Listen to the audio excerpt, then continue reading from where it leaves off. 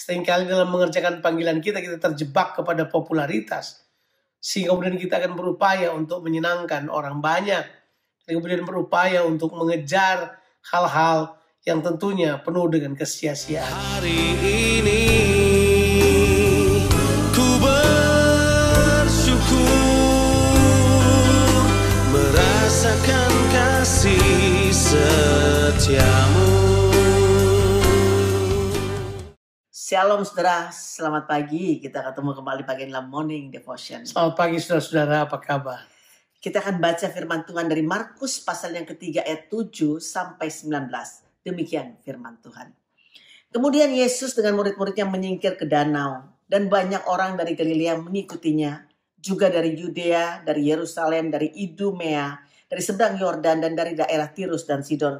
Datang banyak orang kepadanya. Sudah mereka mendengar segala yang dilakukannya. Ia menyuruh murid-muridnya menyediakan sebuah perahu baginya karena orang banyak itu. Supaya mereka jangan sampai menghimpitnya. Sebab ia menyembuhkan banyak orang. Sehingga semua penderita penyakit berdesak-desakan kepadanya. Hendak menjamahnya. Bila mana roh-roh jahat melihat dia. Mereka jatuh tersungkur di hadapannya dan berteriak, "Engkaulah anak Allah." Tetapi ia dengan keras melarang mereka memberitahukan siapa dia. Kemudian naiklah Yesus ke atas bukit. Ia memanggil orang-orang yang dikehendakinya. Dan mereka pun datang kepadanya. Ia menetapkan 12 orang untuk menyertai dia. Dan untuk diutusnya memberitakan Injil. Dan diberinya kuasa untuk mengusir setan. Ke-12 orang yang ditetapkannya itu ialah Simon yang diberinya nama Petrus, Yakobus anak Zebedeus dan Yohanes saudara Yakobus. Yang keduanya diberinya nama Boanerges, yang berarti anak-anak guru. Selanjutnya Andreas, Filipus, Bartolomeus, Matius, Thomas, Yakobus anak Alfeus, Tadeus, Simon orang Zelos, dan Yudas Iskariot yang mengkhianati dia. Saudaraku, popularitas Tuhan Yesus semakin bertumbuh dan meluas disertai juga dengan oposisi dari pihak pemimpin agama. Sementara orang Farisi yang berkomplot dengan pengikut Herodian berusaha untuk membungkam Yesus. Namun saudara, kerumunan orang terus berduyun-duyun datang kepada Tuhan Yesus dan mengikuti Yesus kemanapun dia pergi. Yesus menarik perhatian banyak orang untuk apa yang dia lakukan. Tapi tidak banyak orang yang mau mengikutinya sebagai pengikut yang sejati. Hal tersebut tentu saja sama dengan keadaan sekarang ini. Di mana ada banyak orang tertarik pada Tuhan Yesus dan percaya pada hal-hal yang benar tentang dia. Banyak orang juga yang hanya mencari mujizat saja. Tapi tidak mau menjadikan Yesus sebagai Tuhan dan penguasa tunggal dalam kehidupan mereka. Saudaraku, di dalam bagian pembacaan kita ini, Markus mau kita mengerti bahwa Tuhan Yesus tidak hanya datang untuk menarik orang banyak, tapi Yesus mencari murid karena dia bukan mencari penggemar. Yesus datang untuk memanggil murid. Nah, ketika orang menjadi terkenal, populer, dicari orang. Kalau orang tidak berhati-hati, dia akan mengalami masalah yang banyak. Alkitab mengatakan kepada kita, kata ini, Yesus menyingkir. Itu kata ditulis oleh Alkitab. Dia dan murid-muridnya menyingkir. Dia pergi ke danau, menjauhi orang banyak itu.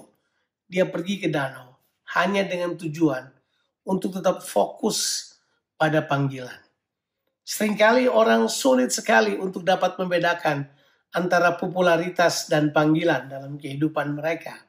Seringkali dalam mengerjakan panggilan kita terjebak kepada popularitas.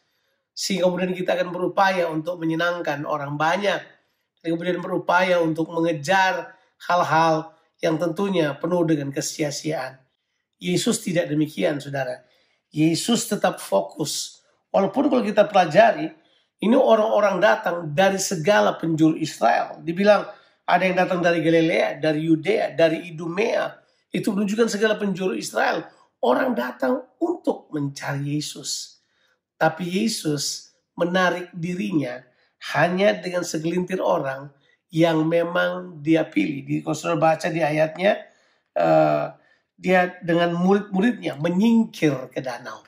Ya, Ini menunjukkan bahwa Yesus konsentrasi kepada murid-muridnya saja. Dia adalah satu pribadi yang tahu bagaimana berhadapan dengan popularitas. Ya, saudara, saya percaya bahwa pelajaran yang kita dapat tarik daripada pembacaan kita ini adalah tidak semua orang yang datang kepada Tuhan Yesus menjadi pengikut Yesus. Mereka cuman menginginkan sesuatu seperti kesembuhan tubuh, tapi gagal untuk mengenali kebutuhan mereka yang lebih besar untuk kesembuhan spiritual mereka. Mereka tidak memiliki konsep untuk menundukkan diri kepada Yesus sebagai Tuhan dan Raja. Pelajaran yang berikutnya juga adalah tidak semua orang yang menyebut Yesus anak Allah adalah orang yang percaya kepada Yesus. Karena roh jahat juga berseru, engkaulah anak Allah. Tapi saudara, sangat disayangkan mereka ini nggak bertobat dan mengikuti jalan kehidupan mereka sendiri. Mereka tidak mengikuti jalan hidup Yesus. Nah, jelas sekali bahwa orang-orang yang seperti ini bukanlah orang-orang yang Yesus inginkan untuk melakukan misinya dan tugasnya bersama-sama. Makanya kita mengerti, setelah Yesus bertemu dengan orang banyak, Yesus tahu persis bahwa dia harus mengasingkan dirinya untuk hanya kemudian memilih 12 orang muridnya. Supaya lewat 12 orang muridnya ini, dia akan mengerjakan misinya dan tugasnya di muka bumi ini. Panggilan Yesus jelas. Dia datang untuk membuat murid. Dia nggak datang untuk cari orang banyak. Ya, zaman sekarang orang mau subscribers banyak, followers banyak, dan seterusnya. It's okay for some reason. Tapi itu sekiranya tidak membuat kita kehilangan fokus kita kepada panggilan utama kita, yaitu memuridkan orang-orang. Yesus naik ke atas bukit, kemudian memanggil orang-orang yang dikehendakinya. Dan orang-orang yang menjadi muridnya ini dipanggilnya untuk bersama-sama dengan dia.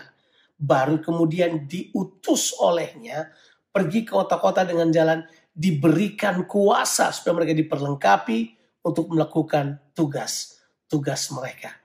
Panggilan ini begitu mulia. Mari kita semuanya jangan sampai kita hanya menjadi orang-orang yang datang menyukai mujizat, menyukai hal yang ekstravaganza, menyukai pengajaran yang nyaman-nyaman, tapi tidak menjadi orang yang menjadikan Yesus Kristus sebagai Tuhan satu-satu dalam kehidupan kita dan dimuridkan supaya kita kemudian berjalan bersama dengan Yesus.